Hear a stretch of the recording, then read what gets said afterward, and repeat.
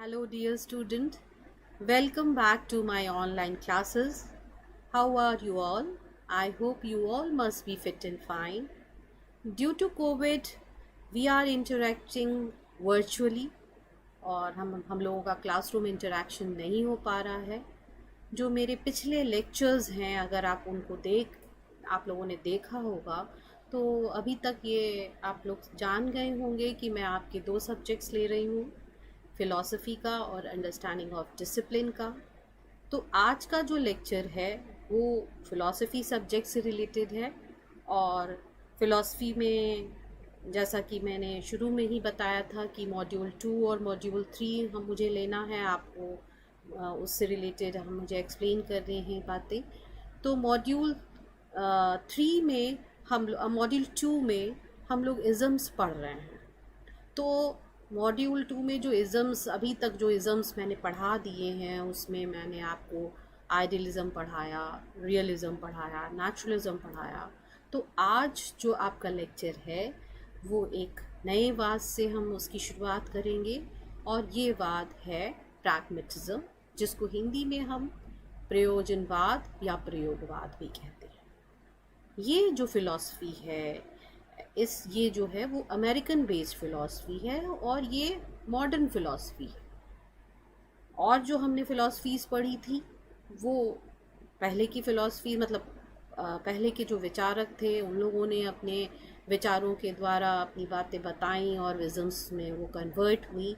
लेकिन ये एक लेटेस्ट फ़िलॉसफ़ी है और ये जो फ़िलॉसफ़ी है इसमें विचार भी नए हैं, क्योंकि प्रैग्मेटिज्म जो है वो कोई किसी भी तरह के प्री डिटर्मिन्ड वैल्यूज़ पे विश्वास नहीं करता है।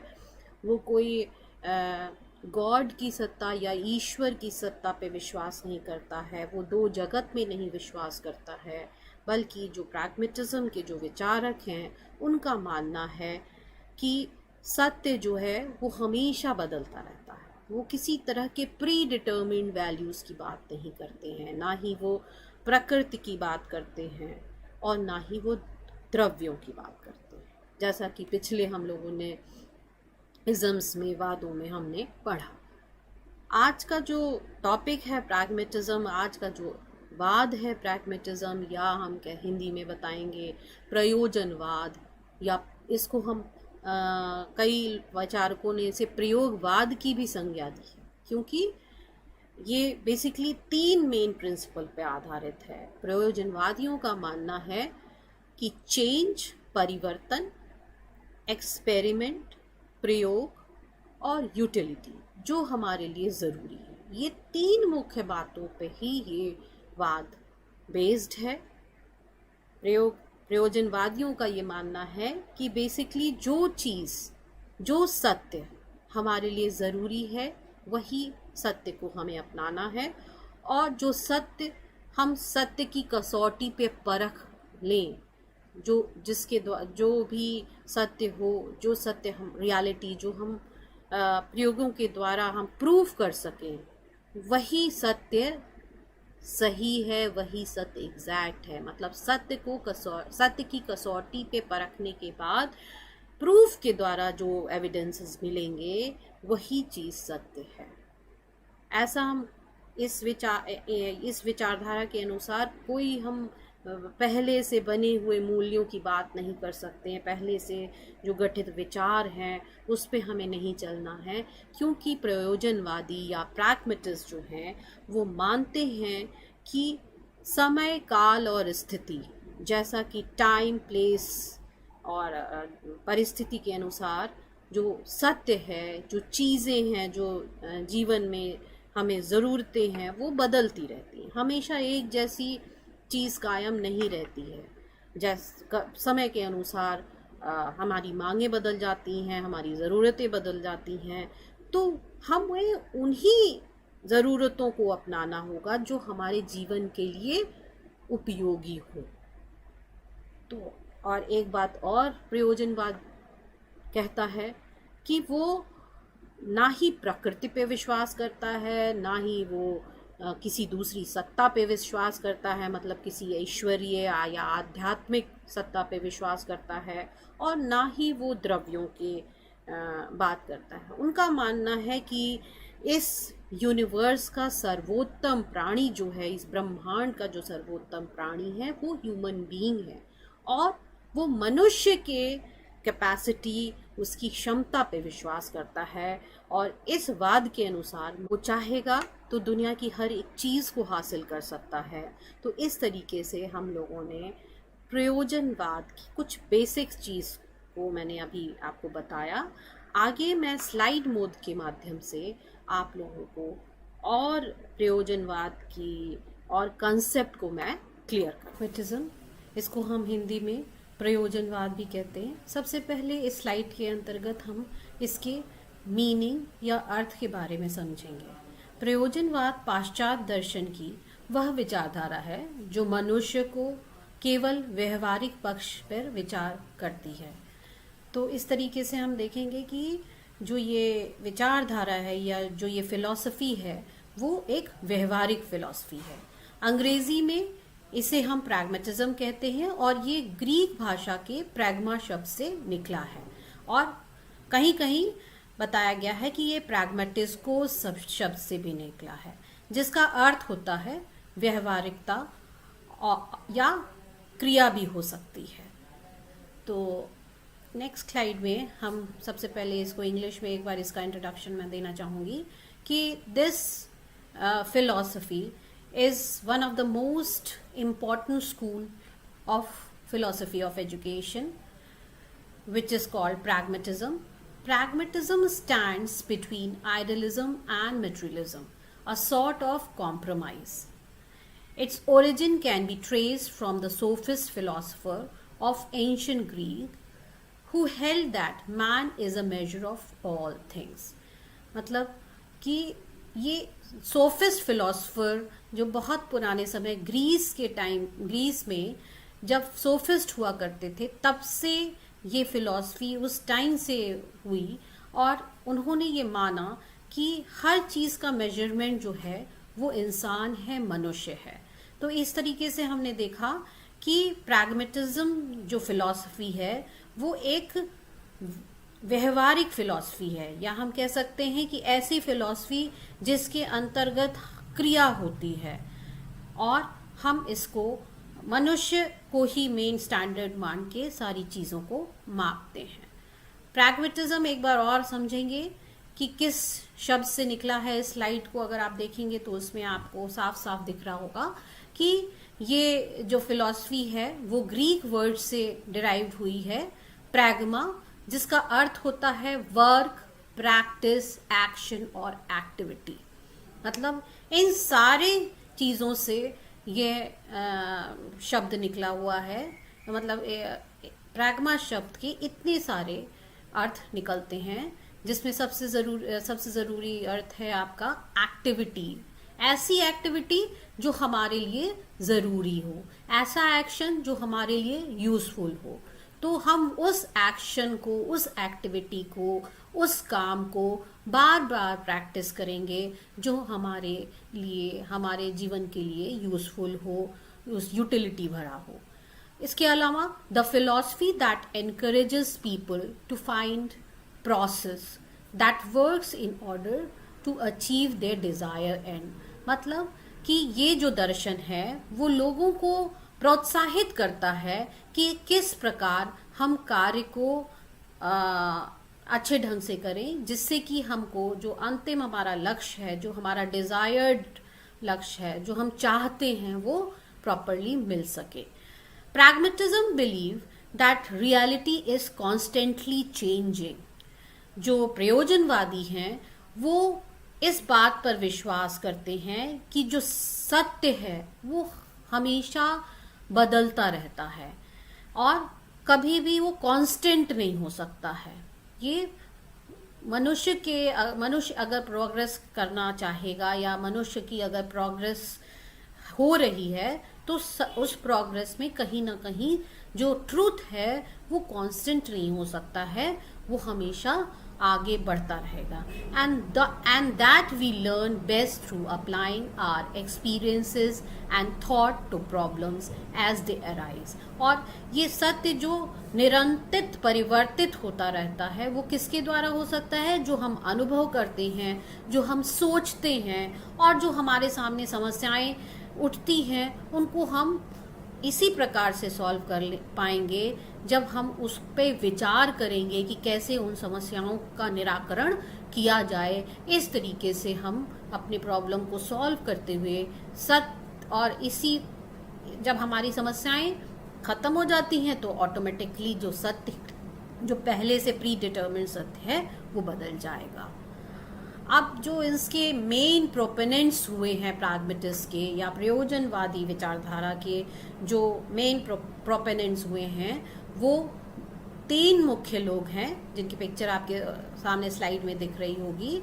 सबसे पहले चार्ल्स सेंडर पियर्से का नाम आता है, जो कि सबसे पहले उन्होंने इस विचार को आरंभ किया या उन्होंने ये फिलॉसफी दी। उसके बाद विलियम जेम्स आए और उसके बाद जॉन डेवी। ये तीनों लोग जो थे वो सभी किसके मेंबर्स थे? द मेटाफिजिकल क्लब के मेंबर्स थे। और इन्हीं के विचारों से प्रैग्मेटिज्म जो है वो ओरिजिनेट हुआ और इन्हीं के विचारों ने एक नया फिलोसफिकल मूवमेंट स्टार्ट किया जो कि यूनाइटेड स्टेट में मतलब लेट 1800 में स्टार्ट हुआ था। तो इस तरीके से हमने देखा कि the main proponents of pragmatism philosophy are Charles Sanders Peirce, William James and John Dewey. Charles Sanders Peirce कौन थे? चार्ल्स सेंडर पियर्से जो थे वो एक अमेरिकन फिलोसोफर थे और लॉजिशियन थे। इसके अलावा वो एक बहुत बड़े मैथमेटिशियन भी थे और साथ ही साथ एक साइंटिस्ट भी थे। इन्हें फादर ऑफ प्रैग्मेटिज्म कहा जाता है। He believe that thought must produce action rather than linger in the mind and led to indecisiveness. वो ये कहना चाहते थे कि जो भी थॉट प्रोसेस हमारे दिमाग में चलता है उससे क्या होता है, हम कोई ना कोई कार्य करते हैं और ना कि हम अपने उस थॉट प्रोसेस को दिमाग में अगर हम रखे रहें और कुछ कार्य नहीं करेंगे तो उससे क्या पैदा होगा कि एक इनडिसीजन, जैसे हम ये समझ नहीं पाएंगे अगर हम उस जो हमारे अंदर हमारे दिमाग में जो थॉट प्रोसेस चलेगी उससे हम अगर उन विचारों के द्वारा अगर हम कुछ एक्शन नहीं लेंगे तो हम हमेशा एक अनिश्चितता की दौर में रहेंगे। तो उन्होंने कहा कि जो भी थॉट प्रोसेस हमारे दिमाग में आए उसको हमें तुरंत एक्शन में कन्वर्ट करना चाहिए। तो इस तरीके से जो चार्ल्स सेंडर पियर्से थे वो फादर ऑफ प्रैग्मेटिस्ट कहे गए। इसके बाद जो सेकंड नाम बहुत फेमस आता है वो है विलियम जेम्स का नाम। ये भी एक अमेरिकन फिलोसोफर रहे हैं और साथ ही साथ एक बहुत फेमस साइकोलॉजिस्ट रहे हैं जिन्होंने फिलॉसफी के एरिया में बहुत काम किया और वो एक ट्रेन फिजिशियन भी थे। The first educator to offer psychology course in the United States, James was one of the leading thinkers of the late 19th century and is believed by many to be one of the most influential philosopher in United States. इनको भी father of American psychology के नाम से जाना जाता है। William James जो कि ऑथर ऑफ प्रैग्मेटिक थ्योरी थे, डिफाइन क्या करते हैं कि truth in terms of usefulness of belief. He thinks that useful beliefs are true and useless beliefs are false. William James जिन्होंने अपनी फिलॉसफी दी एज अ प्रैग्मेटिस्ट, उनका भी ये मानना था कि सत्य जो है वो परिवर्तित होता रहता है, लेकिन उन्होंने सत्य को इस प्रकार डिफाइन किया कि उनका मानना था कि जो सत्य हमारे लिए यूजफुल है, जो हमारे लिए उपयोगी है, जो विश्वास हमारे लिए उपयोगी है वही सही है। इसके अलावा जो सत्य हमारे लिए हमारी लाइफ के लिए नहीं यूजफुल है, जो विश्वास हमारे लाइफ के लिए नहीं यूजफुल है, उनकी हमारे जीवन में कोई ज़रूरत नहीं है। अब थर्ड जो बहुत इम्पॉर्टेंट फिलोसफर हुए हैं, प्रैग्मेटिस्ट फिलोसफर, वो हैं जॉन डीवी। जॉन डीवी ने भी अपने जो विचार रखे इस प्रैग्मेटिस्ट फिलॉसफी में, इस प्रयोजनवादी विचारधारा के अंतर्गत, उनके भी जो कार्य हैं और उनकी जो विचारधारा थी वो बहुत इम्पॉर्टेंट रही इस प्रैग्मेटिस्ट फिलॉसफी को आगे बढ़ाने में। अब सबसे पहले हम समझेंगे कि जॉन डीवी कौन थे। जॉन डीवी जो थे वो एक अमेरिकन फिलोसफर और एजुकेटर थे, जिन्होंने जो एक बहुत लीडिंग एक्सपोनेंट हुए फिलोसफिकल प्रैग्मेटिज्म के, और उन्होंने पूरी तरीके से ट्रेडिशनल मेथड ऑफ टीचिंग को नकारा है। जो हमारी पुरानी चली आ रही टीचिंग मेथड है उसको नकारा, और उन्होंने फिर broad based system of practical experience start किया। जॉन डीवी को father of modern experimentational education भी माना जाता है। An early proponent of progressive education, maintain that school should reflect the life of the society. John Dewey का मानना था कि जो स्कूल हैं, जो विद्यालय हैं, वो जो रियल लाइफ सिचुएशन में समाज का प्रतिबिंब हो, समाज का एक सूक्ष्म रूप हो। तो इसलिए उन्होंने स्कूल को बहुत इम्पोर्टेंट माना, और उन्होंने शिक्षा को ये नहीं कहा कि शिक्षा जो है वो जीवन के तैयारी का विषय है। उन्होंने शिक्षा को ही जीवन माना था। Means education is not preparation for life, but education is life itself. तो इस तरीके से हमने देखा कि सेंडर पियर्से, विलियम जेम्स और जॉन डीवी, और इसके बाद किलपैट्रिक भी जो थे वो बहुत इम्पॉर्टेंट जॉन डीवी के शिष्य रहे। किलपैट्रिक, उन्होंने भी प्रैग्मेटिज्म में बहुत कुछ ऐड किया अपने विचारों के द्वारा, प्रैग्मेटिस्ट फिलॉसफी को बढ़ाया। अब बात करते हैं मेटाफिजिक्स की। प्रैग्मेटिज्म के हिसाब से प्रैग्मेटिज्म की क्या मेटाफिजिक्स होगी? तत्व ज्ञान मीमांसा किस प्रकार से प्रयोजनवाद को मानता है? प्रयोजनवाद के अनुसार उसकी तत्व मीमांसा क्या होगी? Rejects metaphysics as an area of philosophical inquiry.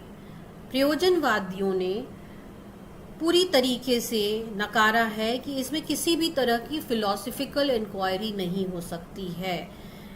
जिंदगी में या जो चल रहा है वो उसमें किसी भी तरह की हम दार्शनिक खोज नहीं कर सकते हैं। Reality is determined by individual sense experience.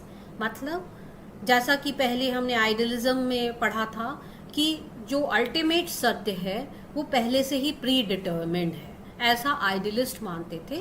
But जब हम प्रैग्मेटिज्म की विचारधारा को देखेंगे तो उन्होंने सत्य को प्री डिटर्मिन्ड बिल्कुल नहीं माना। उन्होंने ये माना कि जो भी इंडिविजुअल सेंस एक्सपीरियंस है, मतलब जो भी व्यक्ति अपने सेंस के अनुभव से जो समझता है, मीन्स उसके जो सेंसेस हैं, जो ज्ञानेंद्रियां हैं, उसके द्वारा जो अनुभव उसे प्राप्त होगा वही सत्य है।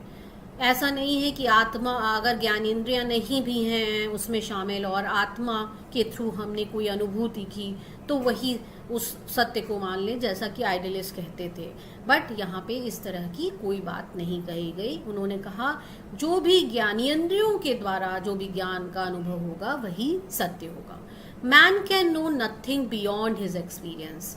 उन्होंने बताया कि इंसान बिना अनुभव के कुछ भी नहीं जानता। So question related to nature of man और universe simply can not answer.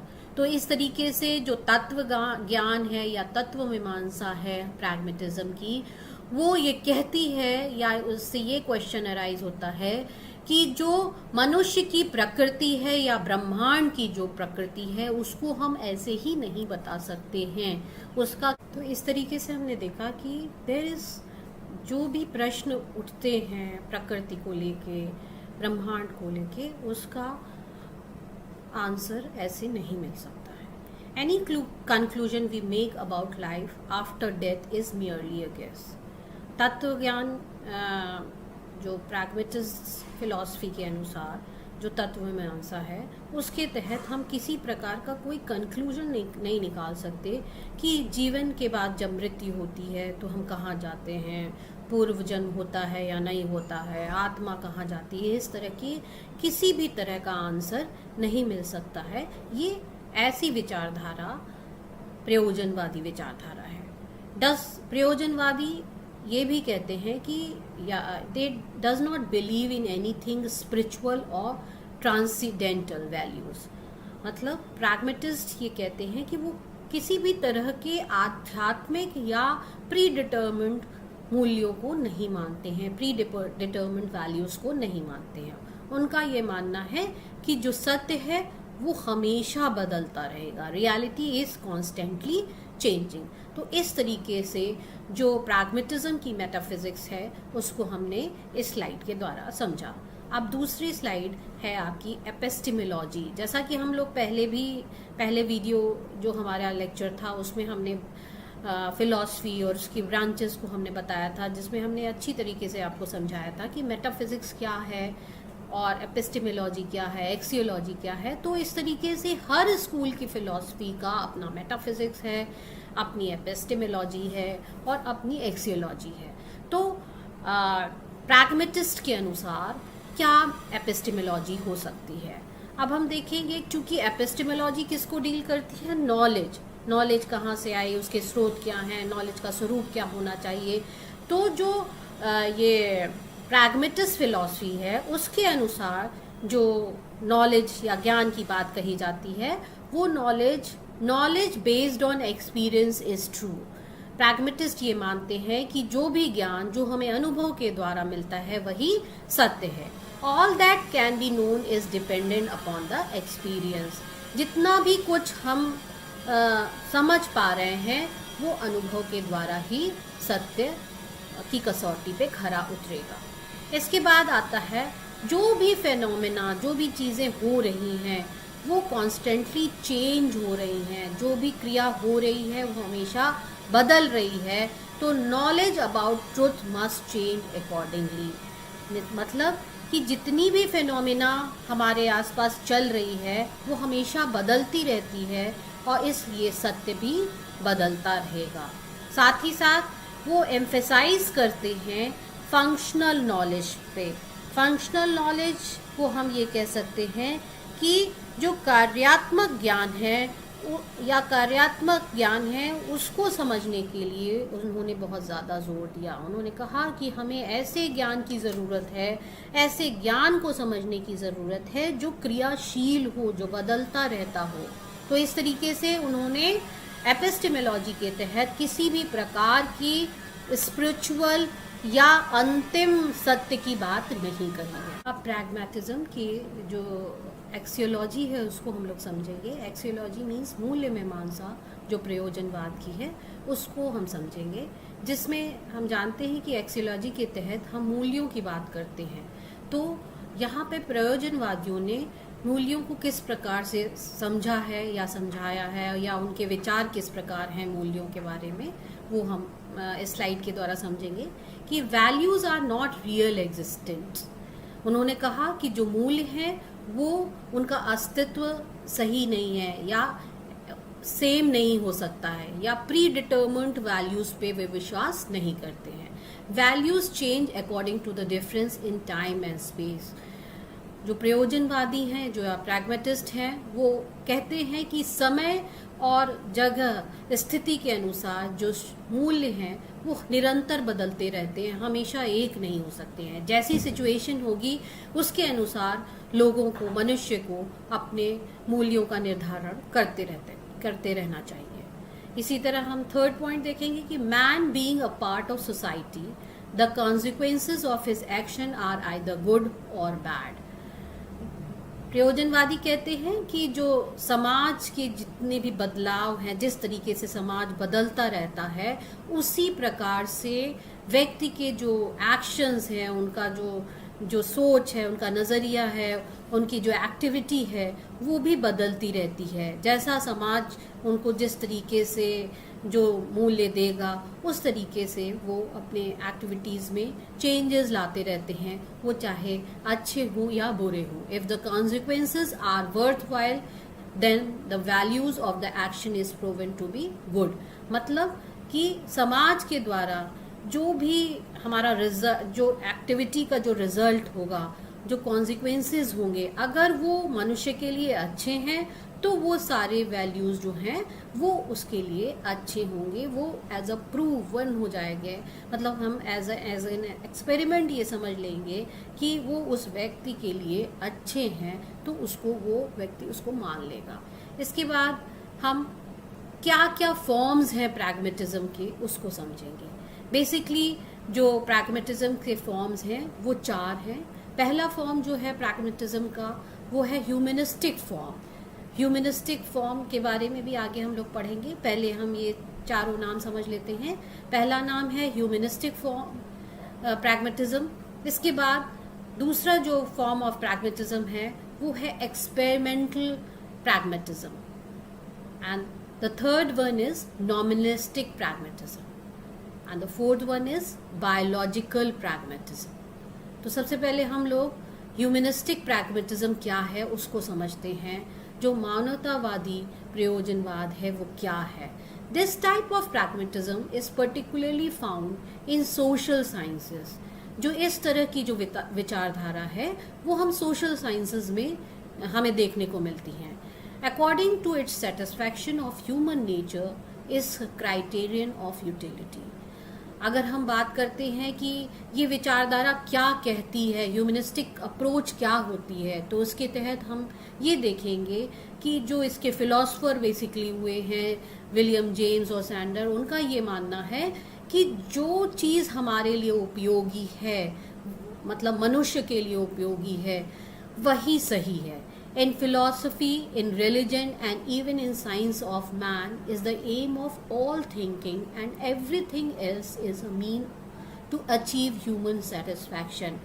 जो मनुष्य है उसके सेटिस्फैक्शन के लिए जितनी भी चीज़ें हम करते हैं जो हम उसके लिए उपयोगी होंगी, वही मनुष्य का अल्टीमेट एम होगा, वही मनुष्य को उसके अंतिम सत्य या अंतिम लक्ष्य तक पहुंचाता है. तो इस तरीके से जो ह्यूमनिस्टिक विचारधारा है या जो ह्यूमनिस्टिक प्रैग्मेटिज्म है वो बेसिकली यूटिलिटी पे ज़्यादा फोकस करता है. अब दूसरा जो फॉर्म है प्रैग्मेटिज्म का वो है एक्सपेरिमेंटल प्रैग्मेटिज्म, जिसको हम प्रयोगवादी प्रयोजनवाद भी कह सकते हैं. जो बेसिकली किस पर निर्भर करता है कि हम किस प्रकार प्रयोगों के द्वारा सिद्ध करें कि हम हमारे लिए कौन सी चीज़ अच्छी है. जैसे मॉडर्न साइंस जो है वो बेस्ड किस पे है, एक्सपेरिमेंटल मेथड पे. तो जॉन डेवी ने बेसिकली इसी पे ज़्यादा काम किया और उन्होंने कहा कि जो हम एक्सपेरिमेंट के द्वारा प्रूव कर पाएं कि ये सत्य हमारे लिए ज़्यादा अच्छा है, तो वही सत्य हमारे लिए सही होगा. The fact that can be ascertained by experiment is true. मतलब हमें हर सत्य को पहले एक्सपेरिमेंट के द्वारा प्रूव करना पड़ेगा. No truth is final. Truth is known only to the extent it is useful in practice. मतलब कि जो सत्य हमारे लिए यूजफुल है, जो सत्य हमारे लिए ज़रूरी है, जो हमें काम आए, वही सत्य जो है हमें उसी सत्य को मानना है और इसी सत्य की बार बार प्रैक्टिस करनी है. हम ये नहीं कह सकते हैं कि यही अंतिम सत्य है. तो प्रैग्मेटिज्म किस प्रकार से हमें किस प्रकार की विचारधारा देता है, वो ये कहता है कि सत्य जो है वो निरंतर बदलते रहते हैं. Truth is changeable. तो हर समय क्योंकि समय और स्थिति के अनुसार सत्य बदलता है, तो इस वजह से हम ये कह सकते हैं कि जब जब हम उसको सत्य की कसौटी पे परखेंगे तो सत्य के अलग अलग रूप हो सकते हैं. The pragmatist use this criterion of truth in every field of life. जो प्रयोजनवादी हैं वो जीवन के हर एक फील्ड में इसका प्रयोग करते हैं. इसीलिए वो उनका मानना है कि the human problem can be solve only through experiments. मतलब जो एक्सपेरिमेंटल प्रैग्मेटिज्म है, जो प्रयोजनवादी मतलब एक्सपेरिमेंटल जो प्रयोग के द्वारा सिद्ध किया हुआ प्रयोजनवाद है, वो यह कहता है कि इंसान की जितनी भी समस्याएं हैं उसको हम एक्सपेरिमेंट के द्वारा सॉल्व कर सकते हैं। मतलब हम एक्सपेरिमेंट के द्वारा हम उसको उसकी प्रॉब्लम को सॉल्व करके जो सत्य है उसको पा सकते हैं। अब आती है नॉर्मलिस्टिक प्रैग्मेटिज्म, जो इसकी थर्ड फॉर्म है प्रैग्मेटिज्म का, उसे हम नॉर्मलिस्टिक प्रैग्मेटिज्म कहते हैं। इसके तहत हम ये देखेंगे कि when we make any experiment we attain to the result. Our aim is examination of the material. मतलब कि जो भी हम एक्सपेरिमेंट कर रहे हैं उसका जो भी रिजल्ट निकल रहा है वो कितना हमारे लिए सही है, कितना हम उसको हम आगे उपयोग में ला सकते हैं। तो इस तरीके से हमको हर एक चीज़ को एक्सपेरिमेंट करके तभी उसको उस सत्य को मानना है। इसके बाद according to normalistic pragmatism the result of an experiment are always particular and concrete, never general and abstract. मतलब नॉर्मलिस्टिक प्रैग्मेटिज्म को मानने वाले ये कहते हैं कि जो हम एक्सपेरिमेंट करते हैं और उसके बाद जो हमें रिजल्ट निकल के आता है, एक्सपेरिमेंट प्रयोग के बाद जो रिजल्ट निकलता है वो हमेशा कॉन्क्रीट होगा। मतलब एग्जैक्ट दिखेगा, ऐसा कुछ नहीं होगा जो अमूर्त हो, मूर्त होना चाहिए। और वो जनरल नहीं हो सकता है, एब्स्ट्रैक्ट नहीं हो सकता। ऐसा नहीं होगा कि कोई भी हमने प्रयोग किया और प्रयोग के बाद जो रिजल्ट निकला वो हमें दिखाई ही ना दे, वो जनरलाइज नहीं हो सकता, जनरल नहीं हो सकता है। तो ये जो फॉर्म है वो इन्हीं बातों पे फोकस करती है। इसके बाद बायोलॉजिकल प्रैग्मेटिज्म आता है, जिसके तहत ये जो बायोलॉजिकल प्रैग्मेटिज्म है उसको जॉन डीवी ने कहा कि ये हम इस पे उन्होंने बहुत ज़्यादा अपनी बात बताई और उन्होंने इसको बेस माना था जॉन डीवी ने बायोलॉजिकल प्रैग्मेटिज्म का। और उनके अनुसार जो अल्टीमेट एम ऑफ लाइफ है या अल्टीमेट एम ऑफ नॉलेज है वो ये है हार्मनी। मतलब हार्मनी किस रूप में, जो इंसान है वो अपने वातावरण से सामंजस्य बैठा सके, इस तरह का सामंजस्य होगा तभी हम आगे बढ़ सकते हैं।